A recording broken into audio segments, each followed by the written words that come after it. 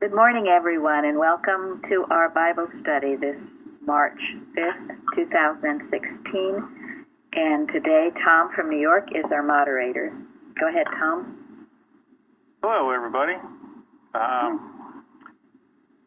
Okay, so for miscellany, the student of this book, at Science and Health with Key to the Scriptures, will tell you that his higher life is the result of his conscientious study of science and health in connection with the Bible.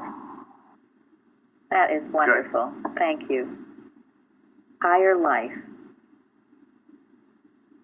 So today we're going to connect. If the student of this book doesn't have a higher life, it's because he's not doing it. Yeah, that's true. Go ahead, Tom. Sorry. Oh, okay. So today we're going to connect with the Bible. All right. So today we're going to talk about the parable of the 10 servants. As usual, there seems to be multiple names for a parable. So if someone wants to call it something else, that would be just fine. This is found in Luke 19, and which is in our lesson this week. So just a couple questions to get this started. But other than Luke, where else is this parable found? I think it's in Matthew. Yeah. Yeah, Matthew 25, 14 to 30. And from what I read, I think that's sort of a yes and no. So there's no wrong answer, you know.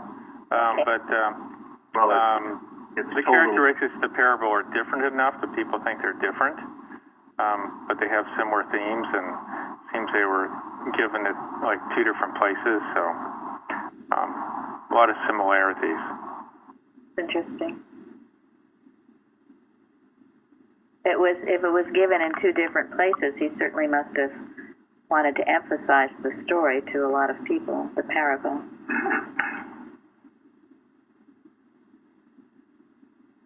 So what was the occasion of this parable? Where Jesus was near Jerusalem on his way back to Jerusalem at Zacchaeus, the publican's house, and there was a crowd there where before Jesus had either gone into Jerusalem alone or with his disciples. And at this point, I think the people thought that Jesus was going to claim the throne, like as in King David, and that the kingdom of God would just sort of appear.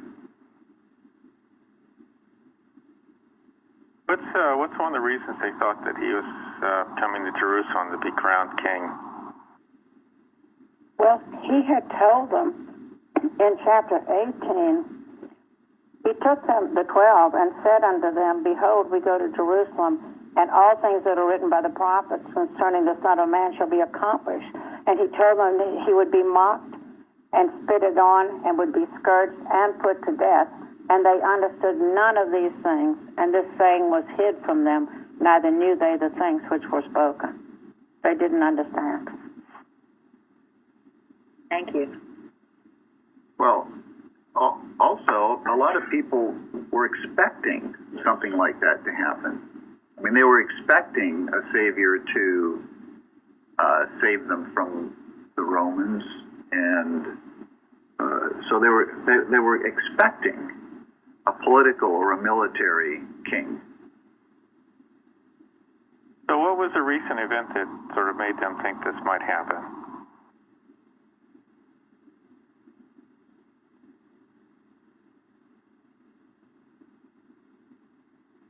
It recently raised Lazarus from the dead. Yeah, that was quite remarkable. I mean, they're probably awestruck, you know? It shows, though, if you have something in your consciousness, if you're expecting something, you might not see what really is happening. because, as Fairley said, they were blinded. It was all hidden to them because they were just on a different page. And I'm sure perhaps you've experienced where, you know, two people will be at a certain place, and one person's perception of it is entirely different than the other's. Or perhaps you have said something to someone, and their perception of what you said is entirely different according to what you felt you said.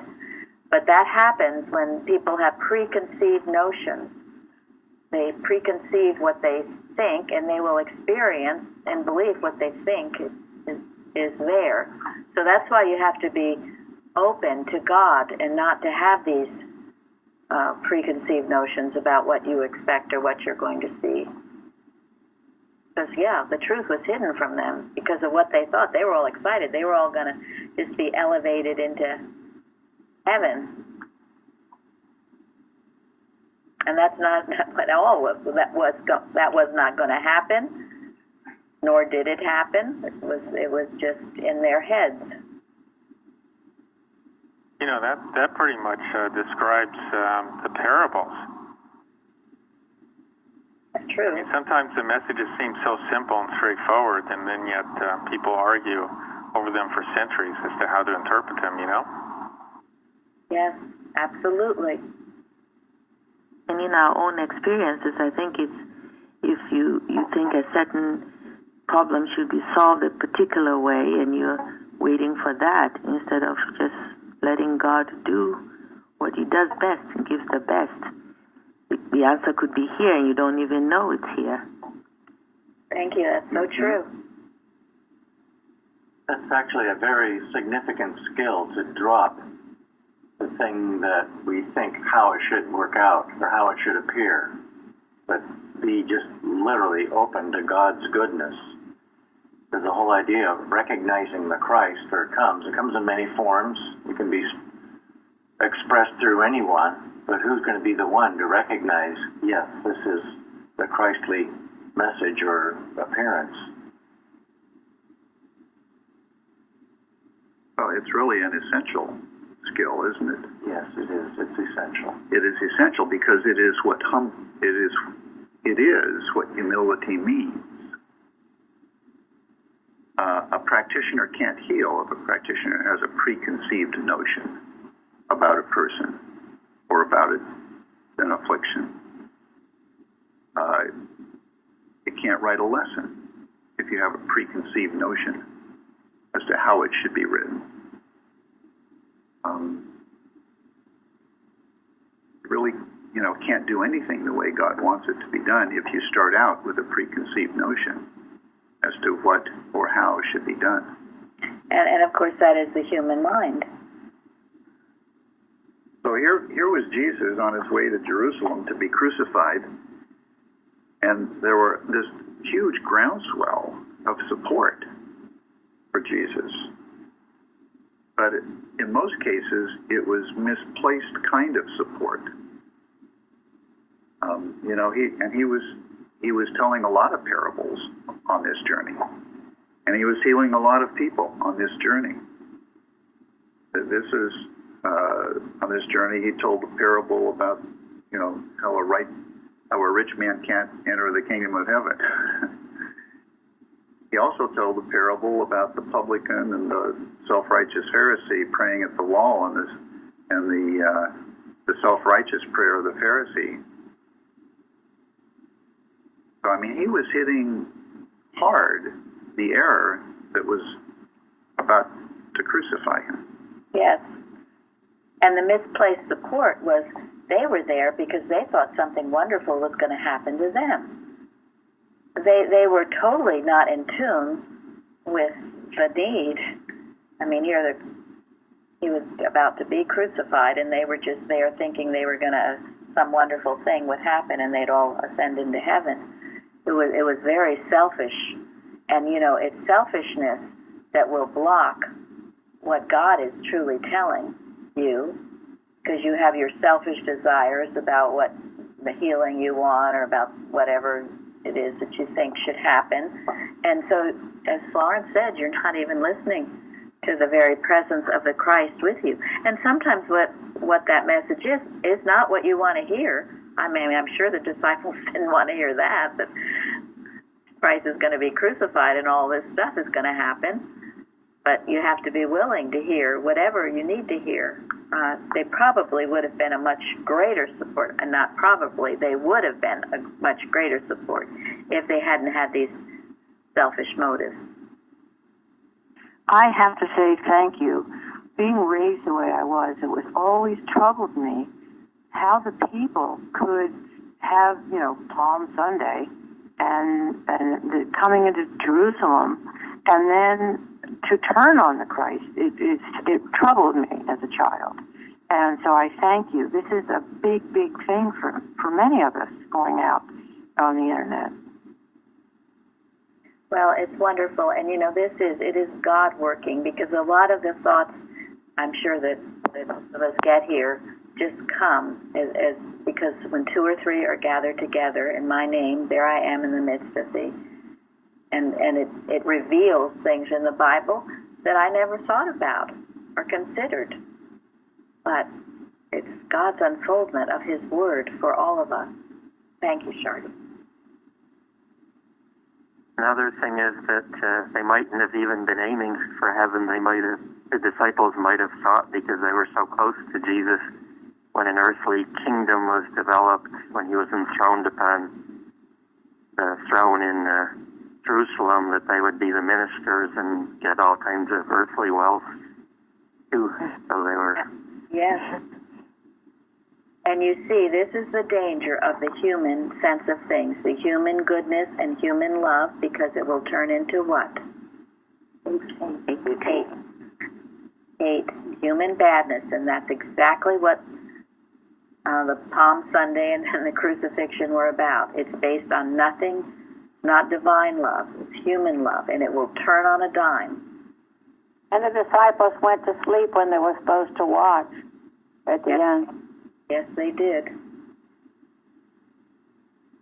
And even so, when you read that story, Jesus was so kind to them, really.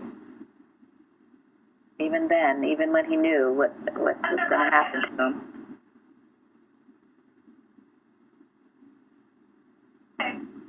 Well, you know what Jesus did before He went into Jerusalem on His final trip? Speaking about how He's being kind, but He wept. Wept for all these people who didn't understand. Yes. Yes, He did.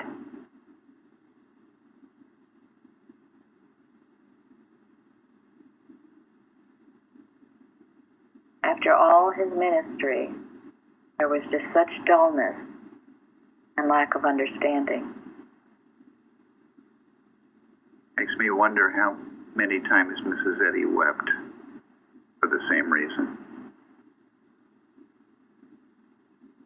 Yeah, you think of all the organizational fights for power in the Boston church, True. How she must have felt. Mm-hmm.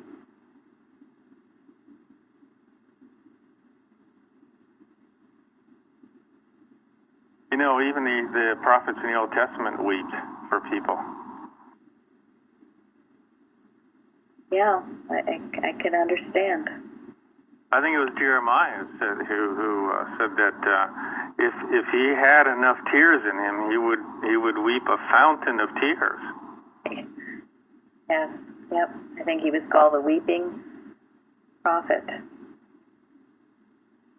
Well, and they knew what was going to happen because of their disobedience.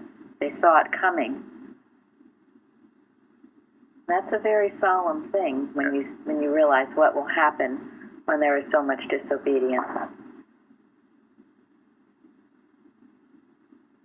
And it did happen. Well, it's applicable to today. If we don't turn to God, it's the only thing that will save. But still no Bible in the schools and all this, so. Absolutely right. It's enough to make you weep, isn't it? It is. Yes, it is. Yeah. And the weeping, because the offense is to God. This kind, good God that does nothing but love us, and yet as in the story of Hosea, keep turning away from God and worshiping the false idols and being satisfied with them over and over and over again. And this is why we do these Bible studies. If we can't relate it to now, there's no reason. We might as well talk about a fairy tale.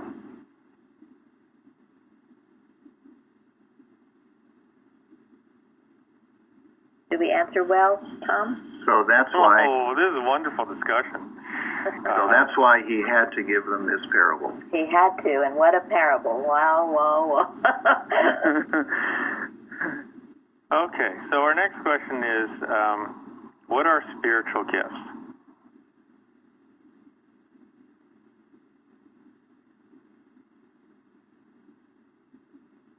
Is Jean here today? Yes. Yes, I am. Anybody have spiritual gifts out there? Yes, I do. Peace of mind, patience, humbleness, wisdom, and purity, charity, love of God. Thank you. Those are good states of thought. The references that were given in the question, 1 Corinthians 12:1, visions and revelations, and 1 Peter 4, the gift of the Spirit of God, so that we can know what we need to know when our motive is good and we're looking only to God. We can have the understandings that we need.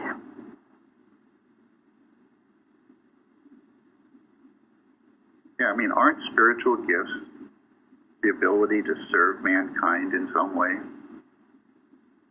Right.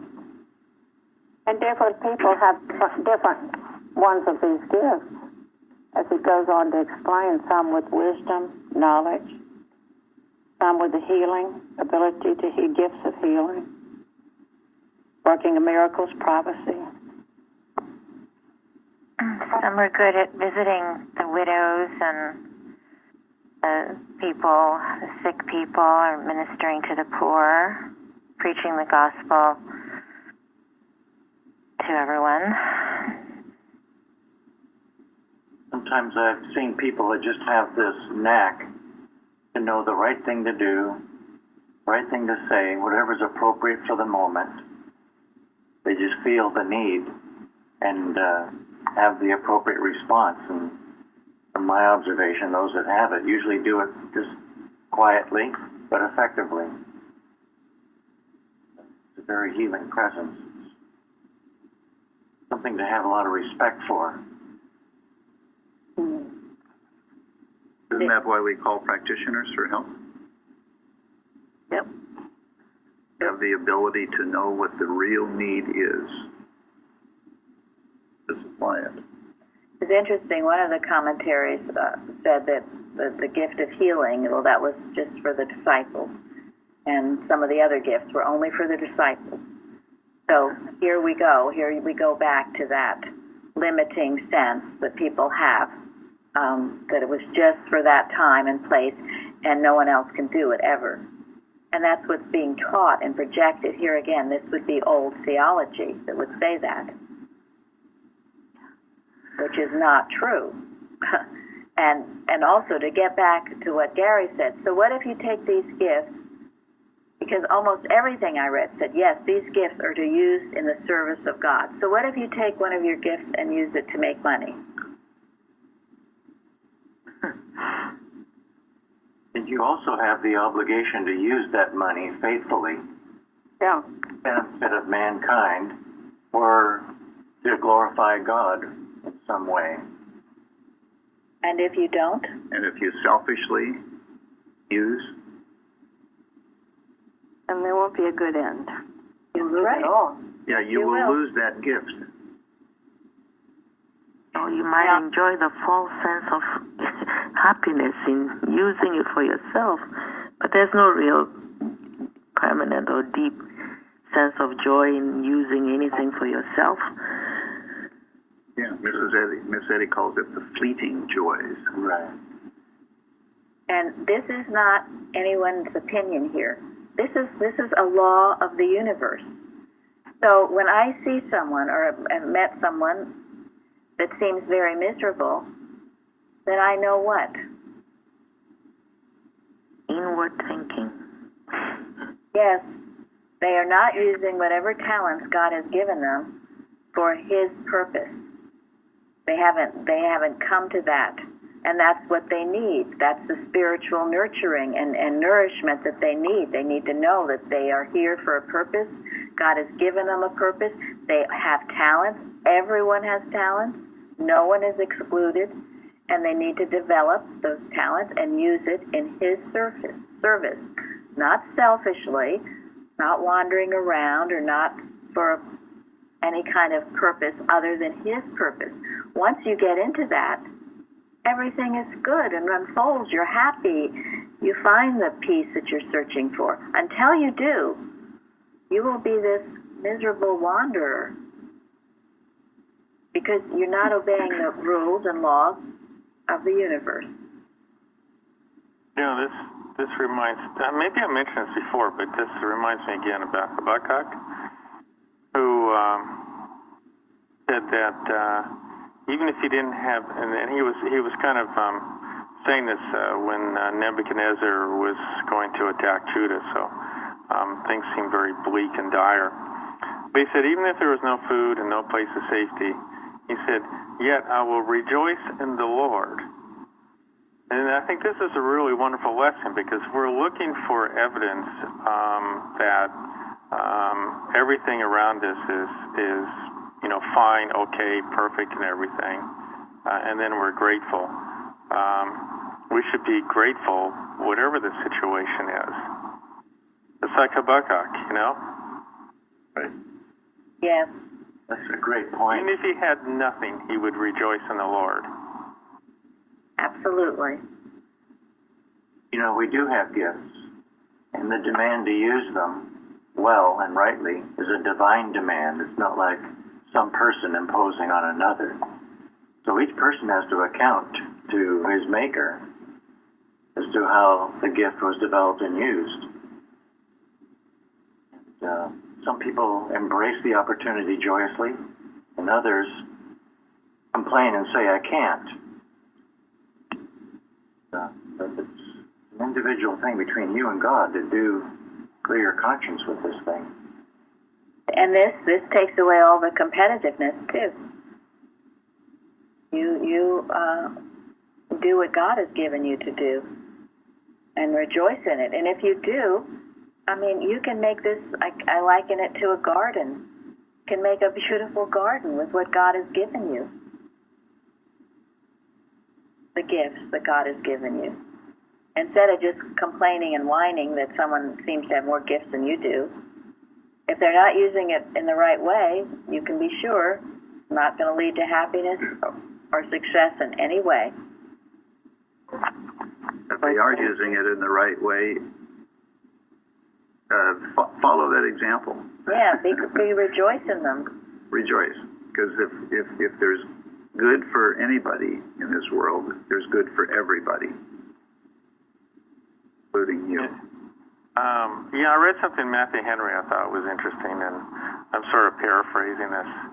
But he was saying that grace is, God's gifts to you, for your benefit. It's freely given. But a spiritual gift given to you is something that you receive to use for the benefit of others. So God's given you grace to take care of you, but He also gives you gifts to use to help others. Thank you. That's a huge point. Again, it goes back to the unselfishness. It has to be used to help others. If that's what keeps you happy, and that's what will prosper what you're doing. And that, to me, helps sort of me to understand, in Peter, First Peter, where it says to be a faithful steward. So we're given this gift to help others. So what do we do about it? Are we being a faithful steward for what was given to us? Mm-hmm. Yes, and I found it really interesting because every time the man was talking to the servant, when the servant took the talents and used them, how did he describe the servant? Did he say, "Wow, you're real smart, you're really shrewd, my gosh, you really know your stuff"? Is that what he said? So they were faithful? Faithful. Faithful. Faithful. Think of that. In all the instances, that is the word he used. Yeah. Oh. They were obedient to him. Yes. All of us can be faithful.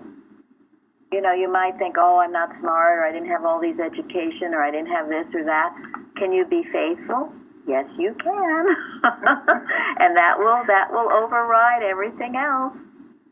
In the end, that's all that matters. In the end, yes. It was the faithfulness that got praised. I think of great musicians who give the world wonderful music. They're the ones that actually rise up and do this are very, and dancers that spend their lives, very working very, very hard. They're giving such beauty to the world. Yes, and if it's done in that unselfish sense. Right, and you can feel which ones really love their audience. And which ones are showing off. And which ones, aren't. And only And that's why the soul, expression of soul is so important, because the soul are those that are loving the audience, loving what they're doing it for the glory of God. The other is doing it, so look how great I am, and I'm competing against all these others, and I have to be better. And again, I go back to that movie, Chariots of Fire, which makes that distinction clearly. I think you can see the evolution in a lot of performers in that sense when they're young and not making a lot of money. It really comes from the heart, and then later on it becomes a thing for money. And I think this relates to the laying up of treasures in heaven, because if you do business in Christ, you never go bankrupt. You can't say that for material business. Yeah, absolutely. Although those who are faithful, are well taken care of. They will prosper. Just as in this story. They won't. Right, that's the ones that. They won't have more need. Those are the ones that do it for Christ. They will be. I mean, Mrs. Eddy was, unbelievably wealthy in spite of giving away so much to charity, paving the streets of Concord, et cetera, et cetera. Yes. That's why she was wealthy, because she. And she was proven, though, early on when she had nothing. It didn't matter. She still followed her God. It didn't matter that she had nothing, and went from boarding house to boarding house and said goodbye to a lot of her family. That was her testing ground, and so anyway, and she passed those tests, and so she was made wealthy. Because God knew that she would, what she would do with it. Well, one more before we move on. One more gift that I thought of is the ability to perceive danger to mankind and to warn mankind of it. There are people who kind of, blow the whistle or, sound the alarm. And they're not always appreciated when they do that. This is the one I like, distinguishing between true and false spirits. Yeah. And those are the prophets, really. Those are the prophets that see the danger and warn people, and no one wants to hear about those warnings. So are all these? So are any of these gifts excluded from anybody? No. No. No, because I read also that just as we all have the so-called physical senses of seeing, hearing, feeling, touching, and tasting, the spiritual sense of those are the gifts as well. Spiritual discernment, like it's been said, we hear the voice of God, we feel His presence, and in Jesus' example in how that touched the woman who was healed from the issue of blood, that touch, and the taste, of the character. So we all have all this. It just needs to be improved, so to speak. Thank you. That's a good point, developed. Because I used to think, well, some people had, that they were just teachers, or they were this, or they were that. But you really, as you grow in science and you have more and more of that mind of Christ, there's really very little that you can't do. You'll find all kinds of talents increasing, just as in this story. You get more and more talents when you use the ones you've been given. A lot of talents that I would think I have now, I certainly didn't have starting out. There were very few. There were only a few that I liked to do. There were, and that is true. You have an inclination towards some things, and that's fine because we all are different, as it says, diversities of spirit. But you should never limit yourself and say, well, I like English, but I'm not going to do math. That's a typical example. You can do all things through Christ, which strengtheneth you. You limit yourself. One idea that's helped me a lot is about being receptive to God's goodness. Because a lot of the forms of God's goodness are not perceived as good for many who have their own opinions. But if we've gotten out of the human mind, out of the opinions, and are really receptive to God's goodness, we'll have the capacity to do those things that many others shun. But really, humbly obedient to God in doing so. Yes. How are we doing, Tom? We're doing great. I thought the second question was a pretty important one for today, so I'm glad we spent some time on it. And for number 3, we don't need to spend a lot of time on this, but I think helpful to bring out a couple key points. So, what kind of person gave the servants money? A nobleman? Yeah, he was the nobleman. What kind of a guy was he? Austere? An elite?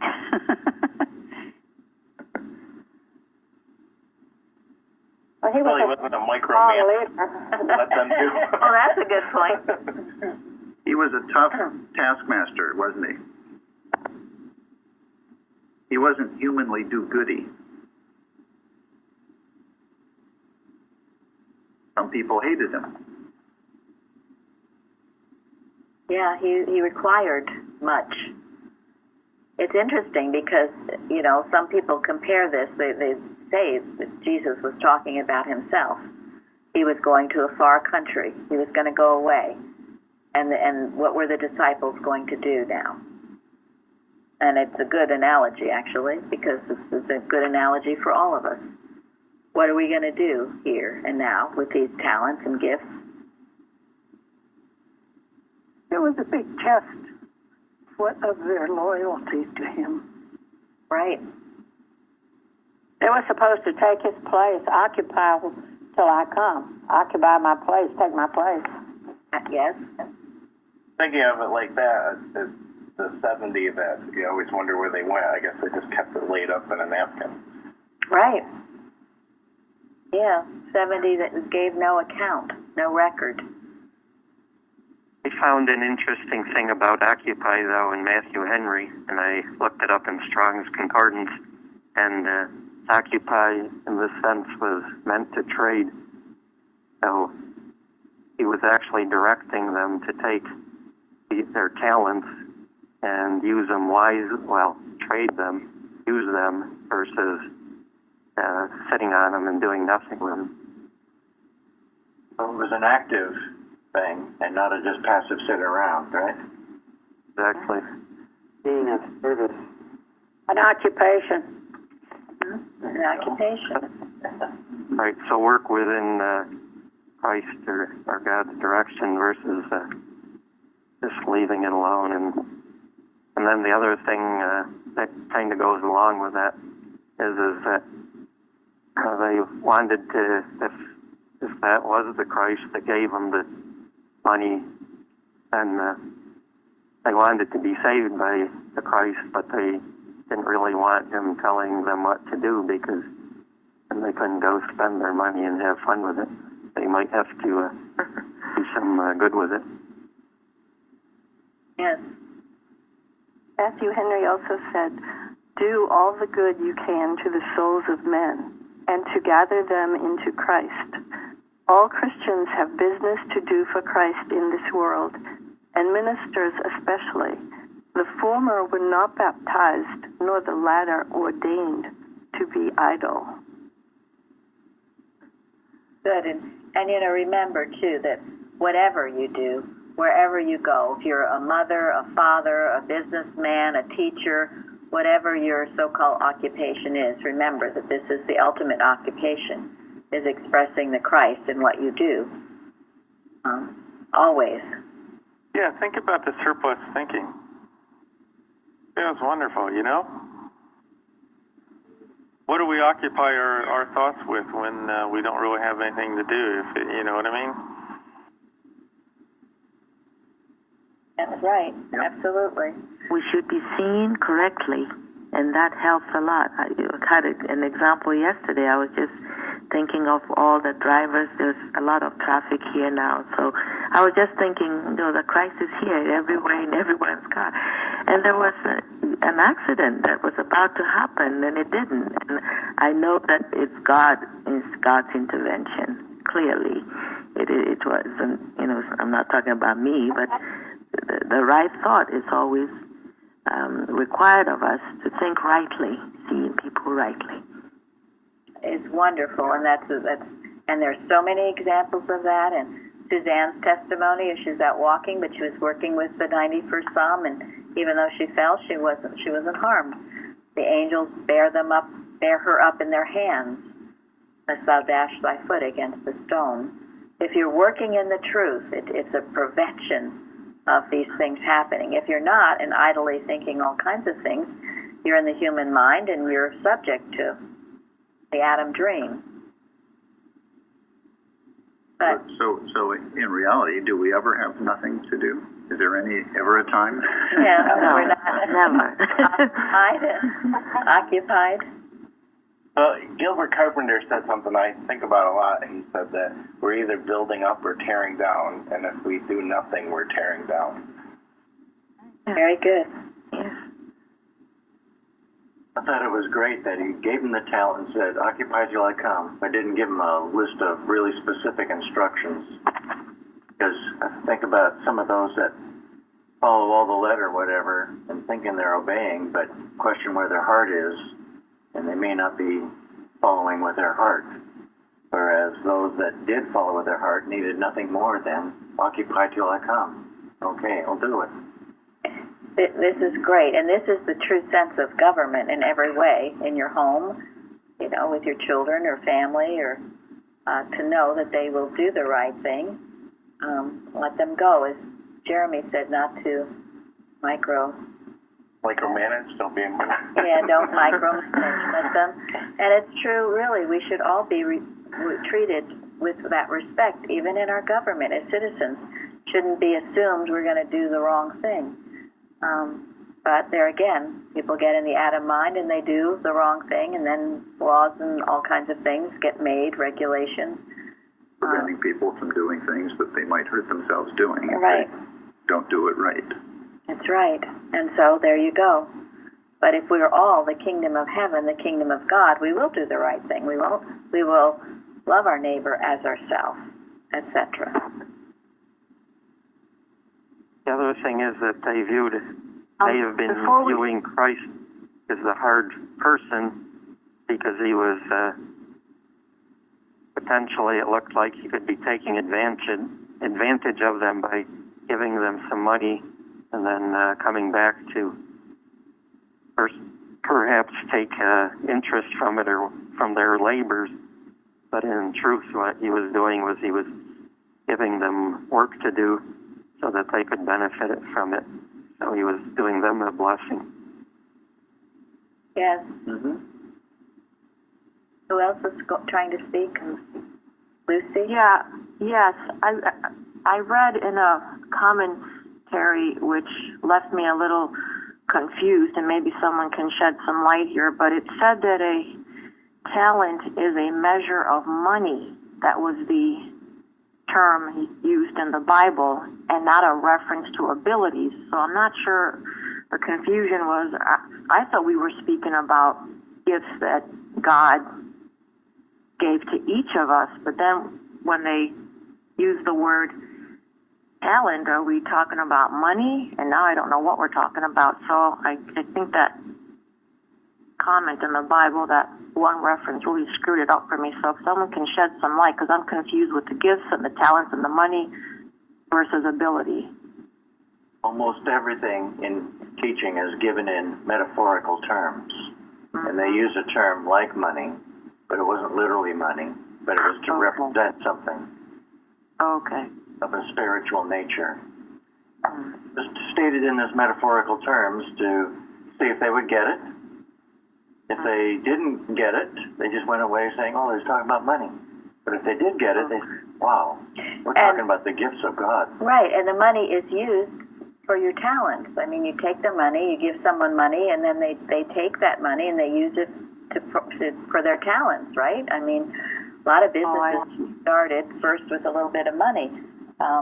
So it's kind of 6 of one and half dozen of another. Did you want to? Like a placeholder for value. Yeah, value, or what you're going to do with what is given you, whatever's given you. And maybe it can be different to different people. And that's why it's a parable. Yes, the parable refers to money, but it has a spiritual meaning. And that's what we're trying to get out of it is, what is the spiritual meaning of this very simple parable? Okay, got it, great. Yeah. So if you receive a spiritual gift, what did you do with it? And so maybe we can talk about the fourth question. What did the servants do with the money?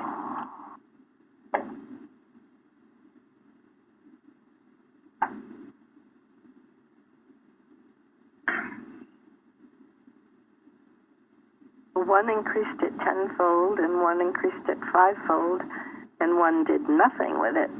So it was taken from him because he was idle and lazy and hateful. Yes, all those things. The one who did nothing, I mean, maybe he did something.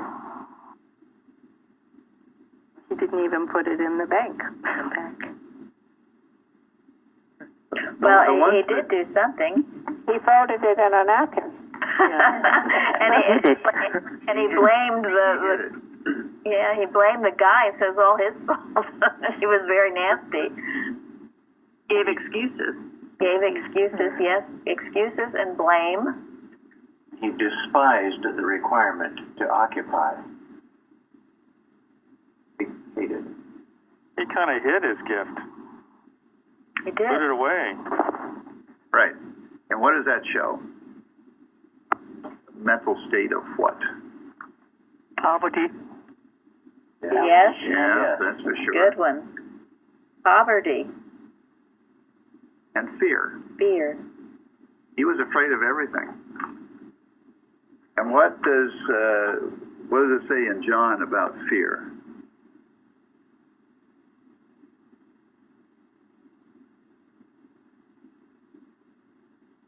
God has not given the spirit of fear, but of power and of love and of a sound mind. Yeah. Fear has torment. Yeah. He didn't love enough.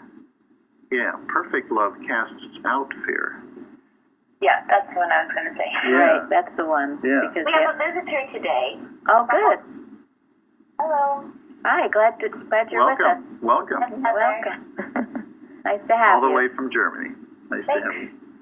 So the other guys who actually did something, they had enough love in their heart to do something for the nobleman, for others in the community. And they got paid for it. Yeah, I mean, the other one was held captive in bondage to fear, negativity, suspicion, blame. Now, what if that person that I just spoke about, what if he had been given 5 talents? What would have happened? Would it have changed anything? No. Same thing. He's still 5. He would have remained in that little box, little prison cell of negativity and fear. And so you can't whine and say, oh, well, look at so-and-so. He got the 5 talents. I only got the 1. No, you take what you have and you develop it. And you step out of the fear, negativity, distrust, suspicion, all of those things that will hold you in bondage. Now, was it a mean God that did that to him? No. So he did it to himself. I think that's an important point because, and really going along with what was someone else already said, was that, when he said that he was austere, this was more not a reflection of what am I trying to say? This is more a perception. Not a reflection of the nobleman, who gave the money. Okay, it's a reflection of that person who received it. Mm-hmm. Thank you. He saw it as an obstacle, not an opportunity. Right. This is such an important point because I have seen it, and I I can speak for myself too. The person who thinks they don't have anything, they will be given something, and you still don't do anything with it because you're in this little box of negativity and fear. You have to get over that first, and then the heavens will pour forth. Yes. One of the commentaries said that Jesus acknowledges the unfairness of life, but he also suggests our starting conditions are irrelevant, which I kind of liked. So don't complain about your starting conditions. Don't. It's not. I would say, go ahead, complain all you want if it would do you good, but of course it doesn't. And look around you and look at those people who have come out of miserable conditions and just shot forth like a rising star. That's possible to anyone and everyone. It's all your mental state. Well, I think you can stretch this to even tithing. The smallest you have, if you give it, is showing something, is doing something. And, of course, always more comes to you. Exactly. Yes, thank you. That is true. Those who think they don't have much don't give, and so they get less and less. If you give the little bit, if you tithe your 10%, it will increase. And that's proven. It's a law. And thank you, because more people have been contributing to church, which I'm very grateful for.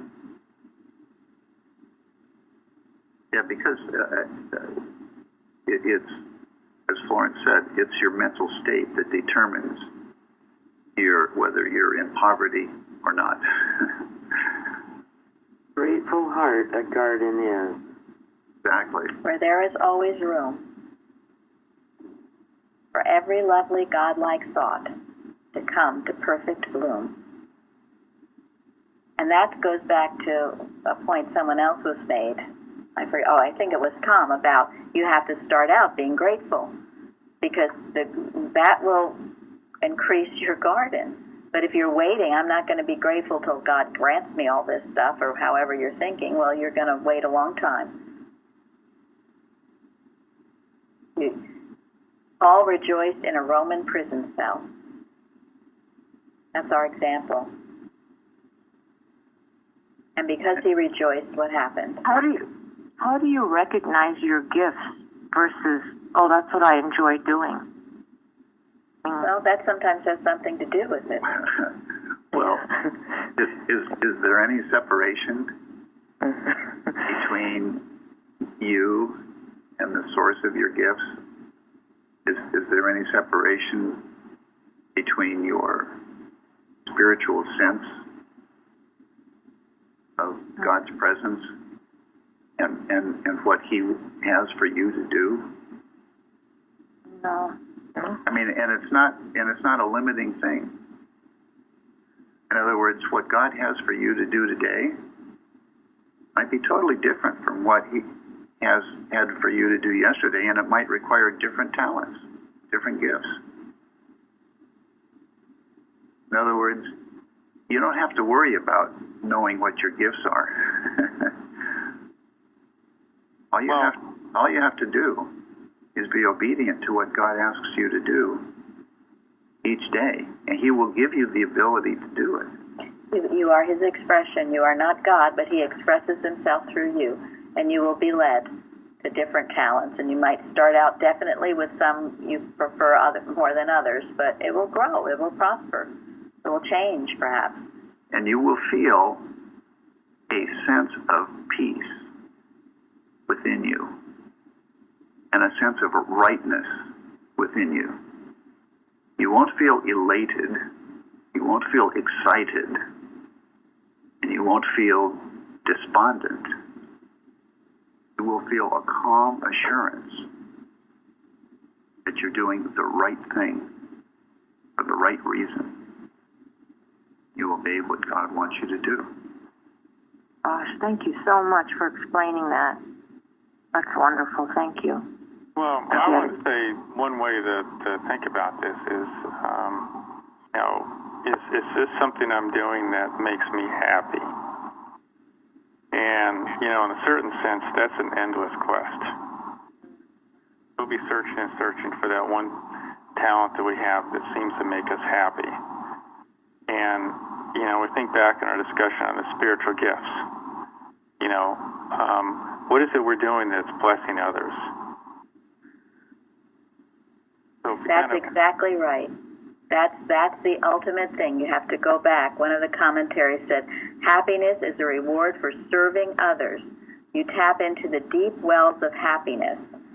And that's how you become happy, in service to others, because again, you're obeying the principle, the God that made you. And God, of course, is an unselfish God. So it has to always go back to that. Not what's in it for me. I think the discussion reminds me of the part in Science and Health about profession and proof on page 233. Every day makes its demands upon us for higher proofs rather than professions of Christian power. These proofs consist solely in the destruction of sin, sickness, and death by the power of Spirit, as Jesus destroyed them. This is an element of progress, and progress is the law of God, whose law demands of us only what we can certainly fulfill.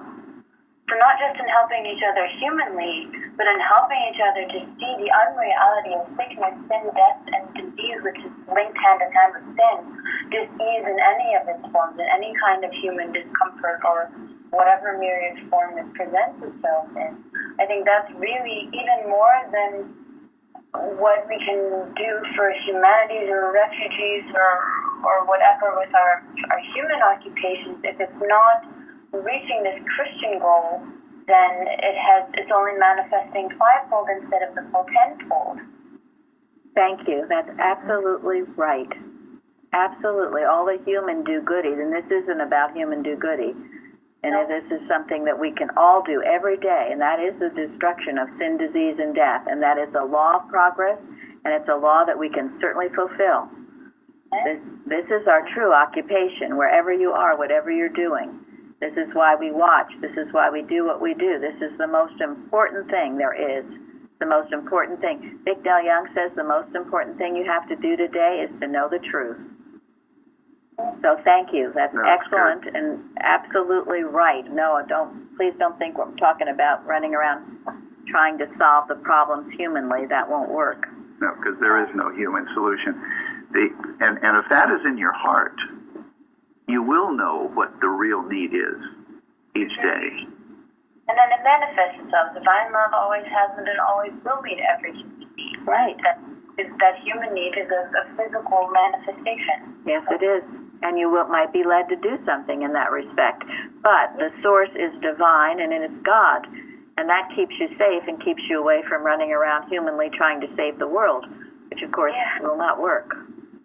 I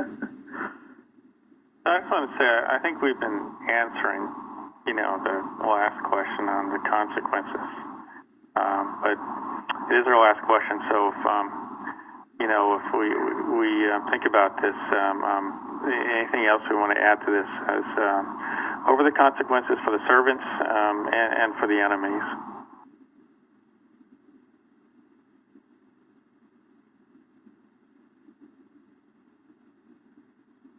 Well, the consequences, I think, reflected the principle that we've been talking about. Those who did something useful with their talents were given more to do, and were given more to do it with. The guy who didn't do anything lost his talent, and it wasn't a wicked nobleman who took it from him. I think the significance there is that he lost it. His own fear, selfishness, lost it. Yeah, and that's why, people resist that quote. I'm not sure I can quote it exactly, but, to those who have a lot, more will be given, and to those who have nothing, they're not going to get anything. And even what they have will be taken away. Yeah, I mean, that's kind of a harsh sort of a thing, but this whole parable explains that. And that's when the wailing and the gnashing of teeth. But you brought it upon yourself, is the lesson of this story. I think it's interesting, too, because it also says, bring me here the enemies of mine who did not want me to reign over them and slay them. So what does that mean?